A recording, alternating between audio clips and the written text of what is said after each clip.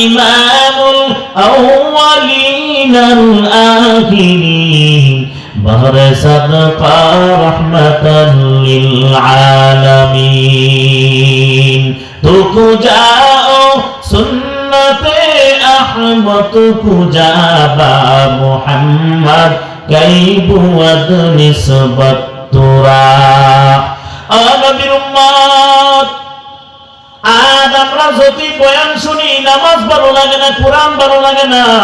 ওই এলাকার মুসলমান যুবক ভাই, অপরদার অন্তরালের মা বৃদ্ধ বাবাদিরা, বয়ানটা বান্দা এলোমেলো করার প্রয়োজন নাই। সর্বশেষে আপনাদেরকে বলিয়া যায়, যদি সময় থাকে নবীর উম্মত একটা ছেলের মাদ্রাসায় পড়ায়া ঘরের মধ্যে নামাজি বানায়া নিবা। তোমার ঘরের মধ্যে যেন তালিম দেয়া সবাইকে দিনের দিকে আহ্বান করে। এর নবীর উম্মত কোরআন শরীফ তুমি নিজেও পারো না, সূরাটা কেমনে পড়বা আমাদের মধ্যে এটাও জানো না ভালো করে। যদি একটা ছেলেকে পড়াইতা, নামাজি বানাইতা, কোরআন ওয়ালা বানাইতা, ওই ছেলেটাই ঘরের ভিতরে তালিম দিয়া মা বাবারে সূরা শিখাইতো। আজ আমরা মাদ্রাসা থেকে দূরে, কোরআনের মহব্বত অন্তরে নাই। কোরআনের মহব্বত না থাকলে আমাদের মহব্বত কেমনে হবে?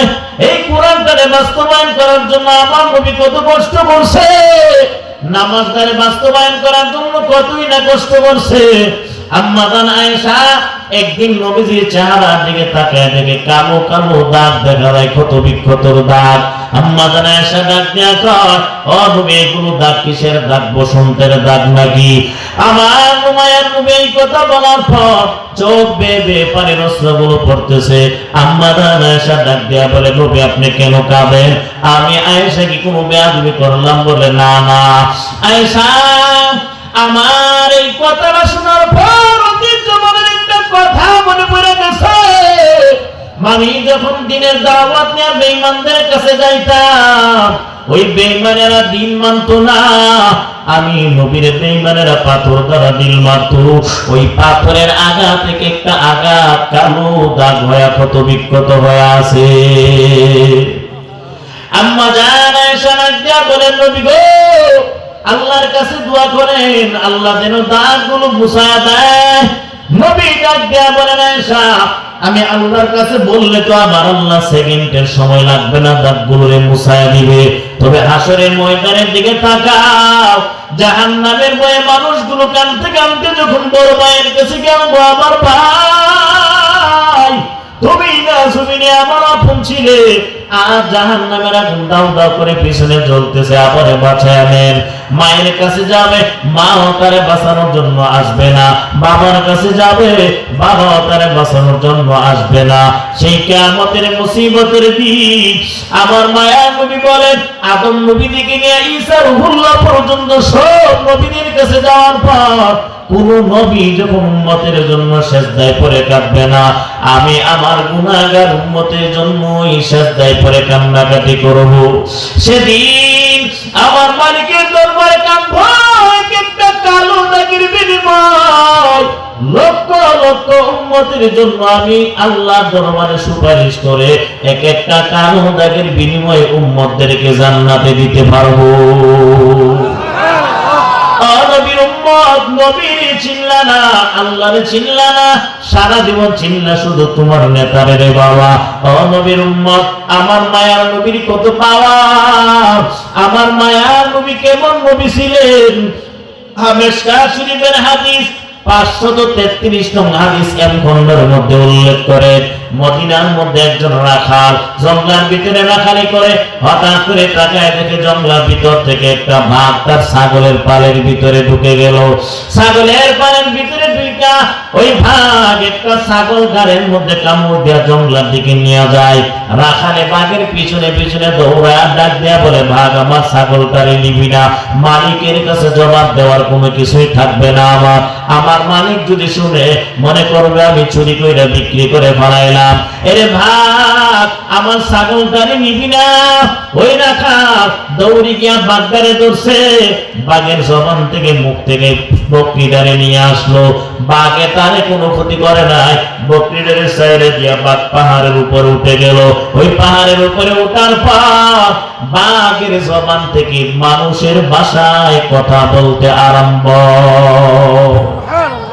ওই রাখাল তাকায় দেখে বাঘে ডাক দেয়া, তো রাখাল আল্লাহ আমারে এই শিকারীদের নিযুক্ত করে দিল, বকরিটা আমার রিজিক ছিল, আল্লাহ বের করে দিল, তুমি আমার জবান থেকে বকরিটা নিয়ে গেলা, কাজটা কিন্তু ঠিক করো নাই। ওই রাখালে মনে মনে ডাক জোরে জোরে ডাক দিয়া বলে, এরে ভাগ আশ্চর্যের ব্যাপার, তুই যে মানুষের ভাষায় কথা বলতে পারো। ওই বাঘ ডাক দেয়া, কো রাখাল আমার থেকে বড় আশ্চর্য ব্যাপারটা শুনতে চাও? বলে হ্যাঁ, কি ব্যাপার তুমি শোনায় দাও। আমার থেকে বড় এই জবানটা যে কথা বলতেছে, এটা যদি আশ্চর্য ব্যাপার হয়, এর থেকে বড় আরো একটা আশ্চর্য ব্যাপার আছে। মদিনায় গিয়া দেখ, মক্কা থেকে একজন নবী আসে, ওই নবী মানুষদেরকে তোমাদেরকে দিনের পথে ডাকে, তোমরা মানো না, যদি মানতা সর্বনিম্ন জান্নাত 10 দুনিয়ার সমান পাইতা। বাগে নবীর সংবাদ দিচ্ছেন, আর আমরা মানুষ হয়ে চিনলাম না। এর থেকে বড় নিমক হারাম জমিনে আসেনি। মদিনার নবী গিয়া দেখবি দিনের দিকে দাওয়াত দেয়, সামনের এবং পরের, আগের এবং পরের খবরটা আমার আল্লাহর পক্ষ থেকে দেয়। তাড়াতাড়ি যাওরে রাখাল, গিয়া নবীরে মানিয়ে নাও। ওই রাখাল আর দেরি করে নাই, দৌড়ে গেলেন মদিনায়। রাখাল মালিকের হাতে বকরিগুলো বুঝাইয়া মদিনার উদ্দেশ্যে রওনা। মদিনায় গিয়া ডাক দিয়া কয়, ও মদিনার মানুষ, এমন একজন নবী নাকি আসছে, মুহাম্মদ নামে লোক আসছে, তোমরা কি তারে চিনো? কই যে গিয়া তাকায় দেখ, মসজিদে নববীর পাশে, সেখানে বসে বসে মানুষদেরকে দিনের দাওয়াত দিয়ে মানবতা আহ্বান করে। ওই রাখালটা দেরি করে নাই, আমার মায়া নবীর সামনে গিয়া দাঁড়াইয়া চোখের পানি ছেড়ে কান্না করে। নবী ডাক দিয়া বলো, ভাই কেন কাঁদো? ডাক দিয়া বলে, নবী আমি রাখাল, আমি জঙ্গলার ভিতরে রাখালি করতাম। একটা ভাগ আপনার ব্যাপারে সত্য সাক্ষী দেওয়ার কারণে, সত্য প্রমাণের সাক্ষী দেওয়ার কারণে আমি মালিকের রাখালি ছেড়ে দিলাম, আপনাকে তালাশ করার জন্য আসলাম। নবী আপনি আমারে আর দেরি করবেন না, হাতটা বাড়ায় আমার কালেমা পড়ে মুসলমান বানায় দেয়। মুহাম্মদ আরবি হ্যায় अनबी रास्ते पे हुआ आलम हुआ उसकी पैदाइश से उजाला शफीउल उमम हमारा नबी रोज क़यामत शफाअत करेगा अल्लाह के पास गुनाहगार उम्मत। খারাপ লাগে? নবীর উম্মত এলাকার মুসলমান, সময় থাকতে আবার নবীর আদর্শরা বান্দা তোমার মধ্যে ফিট করিয়া নাও। আজ তো আমরা নবীর আদর্শ দূরি না, সব বেদুর্মীদের আদর্শ আমাদের গায়ে। কথা বলেন না কেন? বেদুর্মীদের আদর্শ। নবী বলেন, মান তাশাব্বাহা বিকওমিন ফাহুয়া মিনহুম, কার অনুসরণ করো, যার অনুসরণ করবা তার সঙ্গে কিয়ামতের দিন হাসর হবে। আলেমদের সঙ্গে চলবা, কিয়ামতের ময়দানে আলেমদের সঙ্গে তোমার হাসর হবে। আলেম ওলামাদের সঙ্গে যদি হাসর হয়ে যায়, তাদের চিপা চাপাই জান্নাতেও ঢুইকা যাইতে পারবে। মুসলমান নবীর উম্মত, আজ থেকে ওয়াদা করিয়া নাও, মালিক আমার জীবনে যত অন্যায় করলাম সব আমি ভুল করে বানাইলাম, আয় আল্লাহ সামনের জীবনটুকু নবীর আদর্শ মোতাবেক কাটায় ফেলবো গো আল্লাহ। এর নবীর উম্মতের দল, সময় যদি থাকে বান্দা 5 ওয়াক্ত নামাজ সব সময় জামাতের সঙ্গে আদায় করার চেষ্টা করবা। ও বৃদ্ধ বাবাদিরা, পর্দার অন্তরালের মা, যদি 3টা ছেলের বাবা হও, 4টা ছেলের বাবা হও, অন্তত 2টা অথবা 1টা মাদ্রাসায় পড়াইয়া আলেম বানায় জমিন থেকে বিদায় হয়ে দাও। এর এলাকার মুসলমান ভাই, বেয়াদবি করবা না। আলেম হতে পারো নাই, ছেলেরে আলেম বানাও, তাও পারলা না। আলেমের সঙ্গে সম্পর্কটা রাখা দাও, খবর দাও কোন আলেমের সঙ্গে বেয়াদবি করবা না, মাদ্রাসার কোন ছাত্রদের সঙ্গে বেয়াদবি করবা না। কারণ মাদ্রাসার ছাত্ররা রাস্তা দিয়ে যদি হেঁটে যায়, আমার আল্লাহ নূরের তৈরি ফেরেশতা দিয়া নূরের পর বিছায়া দেয়। ও যুবক, যৌবনের হেফাজত করবা, গুনাহ করবা না রে যুবক। ইমাম গজালি রাহমাতুল্লাহ আলাইহির দিকে তাকাও, মাদ্রাসায় লেখাপড়া করতেন। মাদ্রাসায় আসার সময় রাস্তার মধ্যে একদিন তাকায় দেখে হাজার হাজার পাখিরা বসে আছে। ইমাম গজালি রাহমাতুল্লাহ আলাইহি মাদ্রাসা ছাত্র, ওই পাখিগুলোর ফাঁকে ফাঁকে পা রাইখা রাইখা মাদ্রাসায় যায়। প্রত্যেকটা দিন দেরি করার কারণে হুজুর যখন মারবে দাঁড়াইলেন, ইমাম গজালি রাস্তার ঘটনাটা বর্ণনা করার পর হুজুরে ডাক দিয়া বলেন, ইমাম গজালি, আরে গজালি, বুঝার বাকি না, তুমি যখন রাস্তা দিয়ে আসো, আমার আল্লাহ পাক ফেরেশতাদের মাধ্যমে পাখির আকৃতি ধরাইয়া নূরের পর তার পায়ের নিচে বিছায়া দিচ্ছে। আমাদের দেশে অনেক মানুষ আছে হুজুর বলে তীক্ষ্ণ মনে করে, হে নির্বস্ত্রে মনে করি না কত ভাবে ধমক দেয়, ছাত্রদেরকে ধমক দেয়, খবরদার। ও যুবক ভাই, তোমার জবান দিয়া 24 ঘন্টা গালি আসে, আলেমের জবান দিয়া গালি বের হয় না। তোমার দিলটা 24 ঘন্টায় গুনাহের দিকে যায়, আলেমের দিলটা গুনাহের দিকে যায় না। কারণ আলেমের সিনার মধ্যে 30 পারা কোরআন আছে, আলেমের সিনার মধ্যে নবীর হাদিস। তোমার জবান দিয়া গালি বের হয়, আলেমের জবান দিয়া কোরআন তেলাওয়াত বের হয়। গভীর রাতে মাদ্রাসায় গিয়া দেখবা কত আলেম ওলামাদেরকে গালি দিছো, একবার হুজুররা বদুয়া দেয় না। গভীর রাতে নামাজে দাঁড়াইয়া কয়, ও দয়ার মালিক, এলাকার মানুষ বলে না, বুঝে না, বিধেয় তো তারা ব্যবহার খারাপ করে, আল্লাহ তাদের হেদায়েত নসিব করে দাও। যদি কোন আলেম চোখের পানি ছেড়ে দেয় আর কোন জালিমের জন্য বদুয়া দেয়, তুমি ধ্বংস হইতে সেকেন্ডের সময় লাগবে না। কারণটা কি জানো? আল্লাহ সার্টিফিকেট দিয়ে দিলেন, ইন্নামা ইয়াখশাল্লাহা মিন ইবাদিহিল উলামা। এই আওয়ামদের থেকে উলামায়ে কেরামগণ আল্লাহকে বেশি ভয় করেন, সব থেকে বেশি ভয় করেন আল্লাহকে উলামায়ে কেরাম। এরাই রাতে রাতে তাহাজ্জুদের নামাজে দাঁড়ায় যায়। ও নবীর উম্মতের দল, এর যুবক ভাই, সব হুজুররা খারাপ না, আবার সবাই কিন্তু ভালো না। একজনের কারণে সবাইকে খারাপ বলা যাবে না। পাবলিক 99 ভাগ গুনাহের কাজে লিপ্ত, আর আলেম ওলামাদের মধ্যে একজন যদি গুনাহ করে, না ফসায়া সারে না। কথা বল না কেন?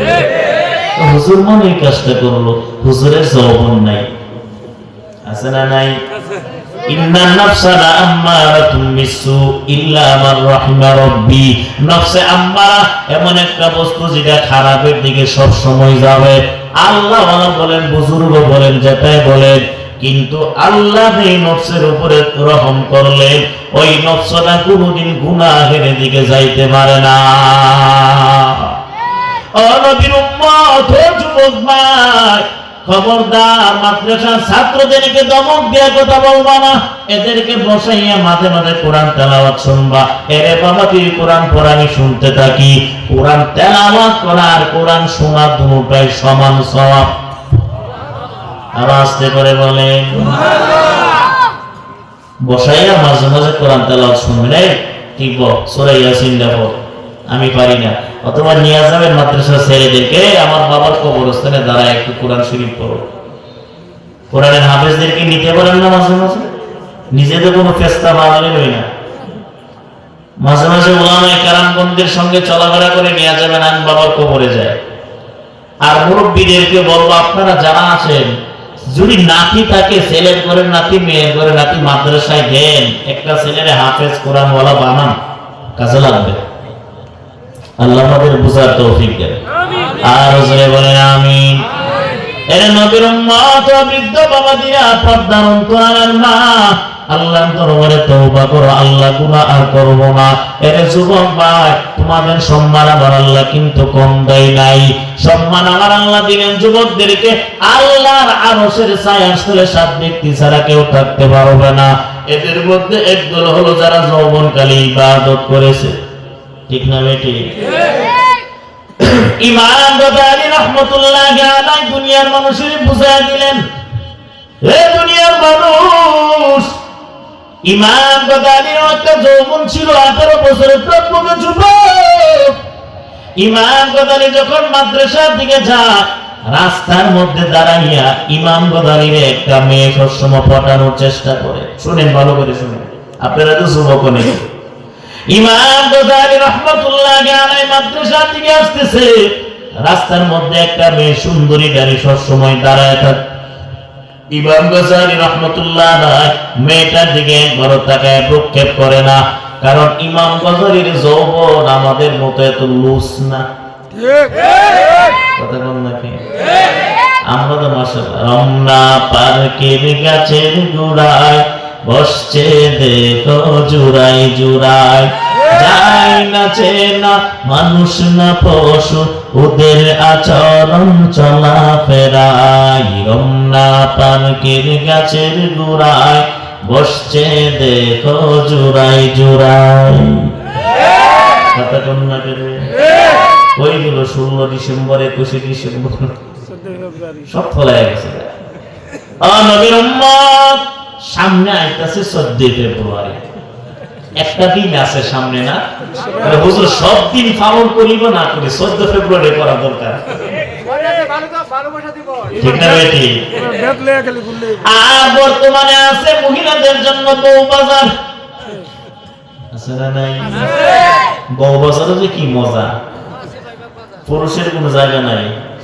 আর কোনোদিন গেলে যদি পর্দার নিচে ভিডিওতে ফিরে খায় মরে যাবেন না, কিন্তু যায় না, আগে থাকতে সতর্ক করে দিলাম। ও যুবক ভাই, ইমাম গজালি থেকে শিক্ষা নাও, মাদ্রাসায় যায়। আর ওই মেয়েটা যখন ইমাম গজালির দিকে তাকায়, একবারও ইমাম গজালি তাকায় না। একদিনের ঘটনা, ইমাম গজালিরে দেওয়ার জন্য আসলেন মেয়েটা, ডাক দিয়ে বলেন, আমার বাড়িতে কেউ নাই, আপনার সঙ্গে কথা আছে, চলো। ইমাম গজালি বলে, না যাবো না। আরেকদিন যখন যায় না, ইমাম গজালিরে দেওয়ার জন্য ফোন দিয়ে আতে, মেয়েটা ডাক দিয়া কয়, তার খাদেমটারে ডাক দিয়া বলে, ওই ছেলেটারে গিয়া বলবে আমার বাড়িতে একটা বাচ্চা আছে, ওই বাচ্চাটা অসুস্থ, আইসা যেন সূরা কালাম পড়া জার ফুটবে। ইমাম গজালি রাহমাতুল্লাহি আলাইহি মেয়েটার বাড়িতে গেছেন। মেয়ের বাড়িতে যাওয়ার পর মেয়েটা একটা নির্জন ঘরের মধ্যে নিয়ে গেল। ইমাম গজালিরে ডাক দিয়া বলেন, যুবক, এখানে কেউ নাই, আমি আর তুমি ছাড়া কেউ নাই। আমি তোমার থেকে মধু আহরণ করবই করব। আমরা যদি হইতাম বলতাম নেও, খুলে দিলাম। কি মজা! এজন্য তো আজকে হারবল কেমন লাগে। হারবল তো এমনি বেছে না, দুর্বলের হারবা। যৌবনের চাহিদা যতাই ততাই গিয়ে মিঠাও, এজন্যই তোমাদের আল্লাহ এই গজব দিয়েছেন। কথা বলেন না কেন? ইমাম গজালি ডাক দেয়া বলেন, ভোট, তুমি কি আমার সঙ্গে খারাপ কাজ করতে চাও? তুমি আপোষে রাজি না হলে তো করতেই পারি। ইমাম গজালি ডাক দেয়া বলেন, একটা মিনিটের সময় আমার দাও, বাথরুম থেকে বাথরুমের কাজটা সাইরা আস। ইমাম গজালি বাথরুমের ভিতরে ঢুকলেন, ঢোকার পরে সারা শরীরের মধ্যে ময়লা পানি মাইকাইছে। চিন্তা করছেন, ময়লা পানি মাখলে গন্ধ করে না? গন্ধের সুরে মেয়েটাকে, এই সত্তার দূর হ, তাড়াতাড়ি যাও। ইমাম গজালি ফিরে গেলেন, বাড়ি থেকে বের হয়ে গেছেন। রাস্তার মধ্যে গিয়ে একটা পুকুর থেকে গোসল করে মাদ্রাসায় চলে গেল, কারণ ক্লাস ধরতে হবে। ক্লাস যদি চলে যায় উস্তাদ আবার মায়ের দিবে। ইমাম গজালি আল্লাহর উপরে ভরসা করে মাদ্রাসায় চলে যায়। মাদ্রাসায় যাওয়ার পর ইমাম গজালি যখন ক্লাসে বসলেন, উস্তাদ যখন ক্লাসের ভিতরে যায়, যাওয়ার পরে উস্তাদ ডাক দিয়া বলেন, এরে ছাত্র ভাই, কে এমন আতর দিলা মেশকে আম্বরের গ্রান করতেছে? আসতে কয়ে, সুবহানাল্লাহ। ও ছাত্র ভাই, কে আতর দিছো? আতর না, তুই এটা জমিনের আতর না, এটা জান্নাতের গ্রাম। কে দিলা তাড়াতাড়ি বলো। কেউ তো কোনো কথা বলে না। ইমাম গজালি মনে মনে চিন্তা করেন ব্যাপারটা কি, আমার শরীরে মহিলার গন্ধ নিচ্ছে কি হুজুর ঠাট্টা বিদ্রুপ করে নাকি? ইমাম গজালি নিচের দিকে তাকায় চোখের পানি ছেড়ে কাঁদতে লাগলেন আল্লাহর দরবারে, আর দোয়া করেন ও মালিক আমার ইজ্জতটা বাঁচায় দিয়েন গো আল্লাহ। ইমাম গজালি রাহমাতুল্লাহ আলাইহি দোয়া কবুল হয়ে গেছে। উস্তাদ ডাক দিয়া কয়, কে আতরটা দিলা তাড়াতাড়ি জবাব দাও, দাঁড়ায় দাও। কেউ দাঁড়ায় না, কারণ এমন আতর তো কেউ দেয়ই নাই। উস্তাদ ডাক দিয়া বলে, আমার সামনে দিয়ে এক একজন করে যাও, এক একজন করে যায়। সবাই চলে গেল, কারো গায়ের মধ্যে কোনো আতরের গ্রাম নাই। ইমাম গজালি পেন্সিল একবারে লাশ বর্ডারের মধ্যে বসে কান্না করেন। উস্তাদ ডাক দিয়ে বলেন, বাবা কেন কাঁদো, আমার কাছে চলে আসো। ইমাম গজালি আসতে চায় না। ইমাম বারে বারে বলার পরে যখন আসলেন, আসার পরে তাকে দেখে ইমাম গজালি শরীর থেকে আম্বরের গ্রাম। ও যুবক, ইমাম গজালি রাহমাতুল্লাহ আলাইহি শরীর থেকে গ্রাম যখন শুনতেছে, উস্তাদ ডাক দিয়া বলে, ব্যাপারটা কি, কেন কাঁদো? এই গ্রামটা তো তোমার শরীর থেকে আসতেছে, ব্যাপারটা কি, ঘটনা খুলে বলো। ইমাম গজালি পুরা ঘটনা যখন উস্তাদের কাছে খুলে বললেন, উস্তাদ ডাক দিয়া কয়, ও ছাত্র ভাই, তোমরা কি জান্নাতি যুবক দেখতে চাও? তাহলে ইমাম গজালির দিকে তাকাও, নিশ্চিত জান্নাতি পুরুষ।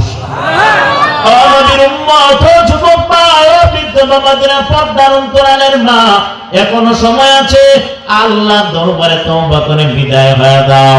যখন মৃত্যুর সঙ্গে পাঞ্জা লড়বে, সেদিন তওবা করলে কোনো কাজ হবে না। অতএব সময় থাকতে আমার মালিকের দরবারে তওবা করে বিদায় হয়ে দাও। আল্লাহ দরবারে কাঁদো, মালিক জীবনে কোরআনটাও পড়তে পারলাম না, 5 ওয়াক্ত নামাজ ভালোভাবে পড়তে পারি নাই, কত নামাজ বাদ দিয়ে দিলাম। আয় আল্লাহ, নবীর আদর্শটা পূর্ণাঙ্গভাবে ধরবো, আদা করলাম। আল্লাহ দরবারে পাক্কা নিয়ত করে বান্দা জমিন থেকে বিদায় হও, কারণ কবরে যদি যাও, ওই কবরটা কিন্তু শান্তির জায়গা না রে বাবা। আল্লাহ বলেন, ইয়া আইয়ুহাল্লাযীনা আমানুত্তাকুল্লাহ হাক্কা তুকাতিহি ওয়া লা তামুতুন্না ইল্লা ওয়া আনতুম মুসলিমুন। তোমরা কবরে আসবা, খবরদার মুমিন হয়ে আসবা, অমুসলিম হয়ে আসবা না। পূর্ণাঙ্গ মুমিন না হইয়া কবরের দিকে পা বাড়াইবা না, আসবা না, খবরদার। এই কবরটা সাধারণ ঘর না, এই কবর পোকা মাকড়ের ঘর। ওই কবরে এমন ভাবে শাস্তি দেওয়া হবে, নবীর উম্মত, এক একটা সাপ যখন সুবল দিবে, বান্দা 70 গজ মাটির নিচে যাবে, আবার ওই লেজ দ্বারা টানিয়া তুলবে, আবার কামড়াইতে থাকবে। এই সাপেগুলো যদি জমিনের সাপের বিষগুলো আসতো, দুনিয়ার সব গাছগাছালি গুলো একবারে পুড়ে ছাই হয়ে যাইতো। অতএব নবীর উম্মত, যদি ওই জাহান্নামের আগুন, ওই আযাবগুলো তোমার সহ্য হয়, গুনাহ করো, বাধা নাই। যদি বলো আল্লাহ সহ্য করতে পারবো না, পায়ে হাত দিয়া বলতে চাই, গুনাহ করবা না। গুনাহগারদের সঙ্গ বান্দা চলাফেরা করার কোনো সুযোগ নাই। ও নবীর উম্মত, অনুরোধ করে বলবো, হে ভক্ত, নামাজ বাদ দিবা না, আল্লাহর দরবারে তওবা করে বিদায় হয়ে দাও। মালিক, আমার গুনাহের খবর আমার মা বাবা কেউ জানে না রে আল্লাহ। আমার মা বাবা জানলে তো আমার সন্তান বলে একবারও ডাকতো না, আমার সন্তানাদি জানলে আব্বা বলে ডাকতো না, সমাজের মানুষ যদি জানতো আমার দেশান্তর করে দিত। আয় আল্লাহ, তোমার দরবার থেকেও যদি আমার বিদায় করে দাও, আমি অদম বান্দা কোথায় যাব, কার কাছে যাব? আল্লাহ, জিন্দেগির গুনাহ মাফ করে দাও। অতীত গুনাহের জন্য লজ্জিত হইয়া ভবিষ্যতে গুনাহ করব না বলে অঙ্গীকার করিয়া আজকে থেকে আমলের মধ্যে লাগিয়া দেব। এমন পাক্কা নিয়ত যদি থাকে, আমার মাওলারে হাত দুটো সবাই তুলে দেখায় দাও। লিল্লাহি তাকবীর। ও দয়ার মালিক, ফিতনা ফাসাদের জামানা, যে জামানায় আগুনের আংরা হাতে নেওয়া সহজ, ঈমান রাখা কঠিন, এমন জামানায় আপনার বান্দারা হাত তুলেছে, গুনাহ করবে না। আয় আল্লাহ, যুবকদের হাত আপনি কবুল করে নেন, ঈমান আমল মজবুত করে দেন। ঈমান আমল নিয়া কবরে যাওয়ার তৌফিক দান করেন আমিন।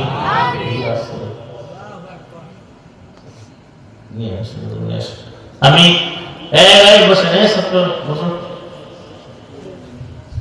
ওর মা না